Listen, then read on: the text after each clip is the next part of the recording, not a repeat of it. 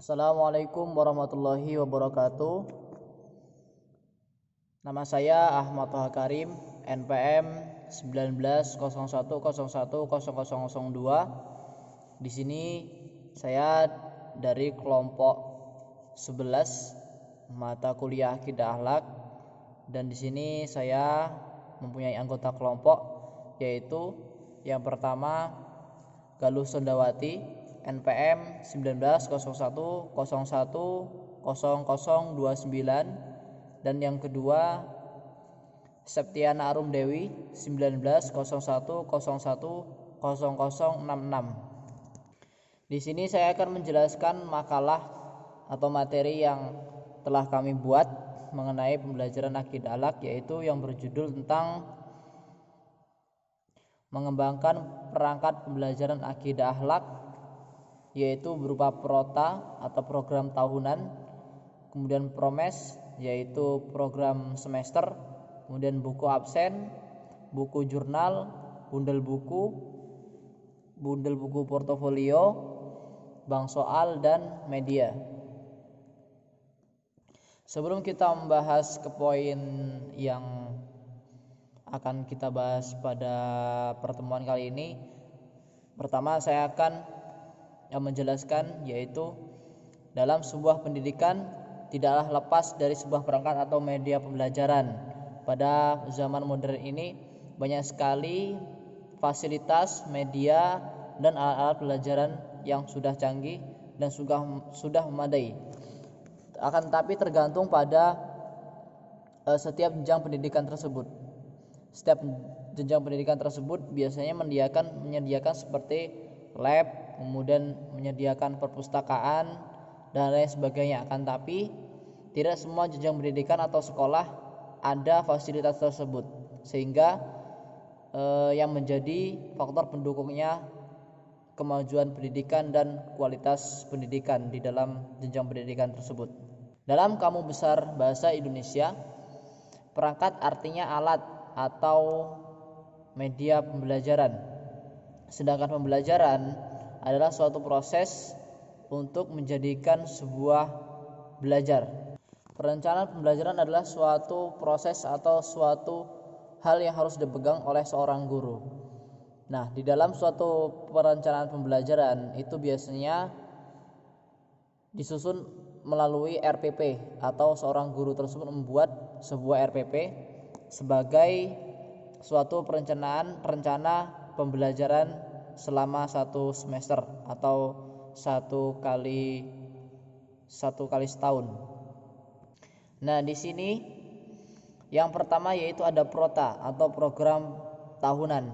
Di sini disebutkan bahwa program tahunan adalah rencana penetapan alokasi waktu setahun untuk mencapai tujuan SK atau KD yang telah ditetapkan. Penetapan alokasi waktu diperlukan agar seluruh kompetensi dasar yang ada dalam kurikulum seluruhnya dapat dicapai oleh struktur kurikulum yang berlaku serta keluasan materi yang harus dikuasai oleh siswa. Jadi program tahunan ini adalah suatu program yang harus dikuasai atau yang harus dipahami oleh setiap siswa. Artinya program tahunan ini berupa yaitu semester, mingguan, atau seperti halnya ada UTS, kemudian latihan harian, ulangan harian, UAS, dan lain sebagainya. Itu merupakan suatu program tahunan. Dan program tahunan ini di dalamnya berisi selama berapa jam dalam suatu proses pembelajaran dalam satu mata pelajaran. Lalu yang kedua ada program semester. Jadi di sini juga ada program semester. Itu merupakan program pengajaran yang harus dicapai dalam satu semester.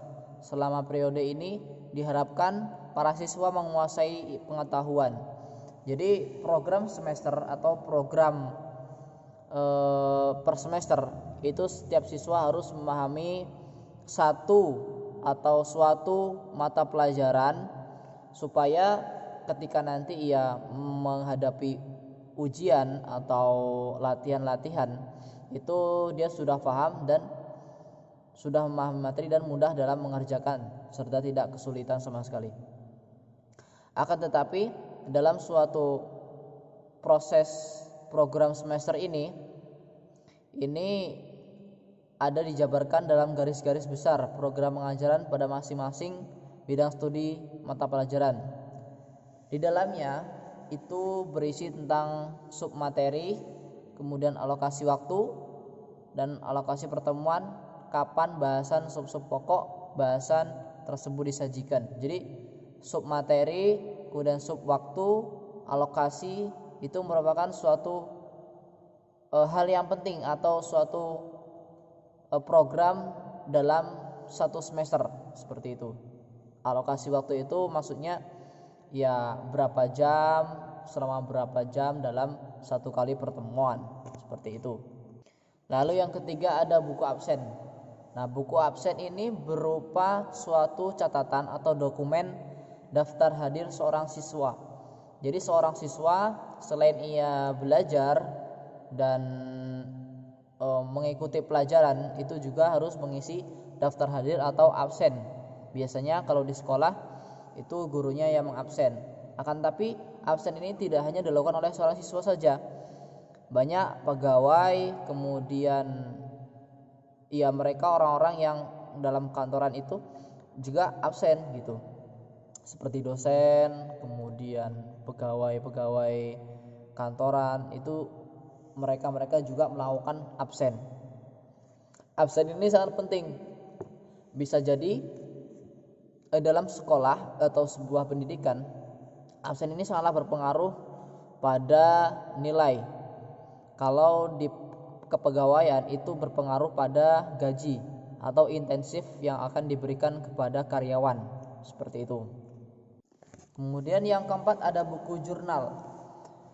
Di sini disebutkan bahwa kompetensi dan indikator keberhasilan pembelajaran dari topik ini adalah guru dan guru pemandu dapat memahami dan menerapkan pengembangan jurnal belajar baik untuk peserta didik dan guru apabila disediakan dokumen kurikulum SK atau KD mata pelajaran serta BBM kompetensi pedagogik dan profesional sehingga dapat merencanakan, melaksanakan, mengevaluasi dan melakukan kegiatan pengembangan jurnal belajar yang akan berdampak positif terhadap peningkatan mutu peserta didik. Nah, buku jurnal siswa ini adalah karya atau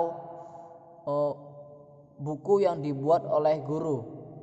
Jadi dalam sebuah pembelajaran, seorang guru juga harus mempunyai buku jurnal siswa. Buku jurnal siswa ini di dalamnya ada satuan kurikulum, kemudian satuan jam mengajar. Nah, seperti itu. Buku jurnalnya seperti itu. Lalu yang kelima ada budel, buku portofolio. Perlu diketahui penilaian otentik atau authentic assessment terkadang juga disebut penilaian portofolio assessment. Karakteristik pokok dari penilaian portofolio adalah penekanannya terhadap pemberian bukti dari proses pembelajaran yang berupa demonstrasi aktif dari pengetahuan para siswa terhadap bahan ajar. Portofolio didefinisikan sebagai koleksi sistematis dari hasil karya peserta didik sepanjang waktu tertentu. Ringkasan menurut Popam, portofolio adalah koleksi yang sistematis dari karya peserta didik. Koleksi ini akan membantu para peserta didik sendiri dan pendidik untuk menilai pertumbuhan dan perkembangan peserta didik. Jadi portofolio ini adalah suatu karya yang dilakukan oleh peserta didik sebagai sarana atau sebagai media seorang guru untuk melihat hasil belajar atau hasil kerja dari seorang siswa tersebut, apakah ia sudah berhasil, apakah ia sudah bisa atau belum, seperti itu. Kemudian yang keenam ada bank soal. Bank soal ini adalah merupakan tahap terakhir di setiap kurikulum, artinya di setiap pertemuan belajar di setiap semester, akhir semester.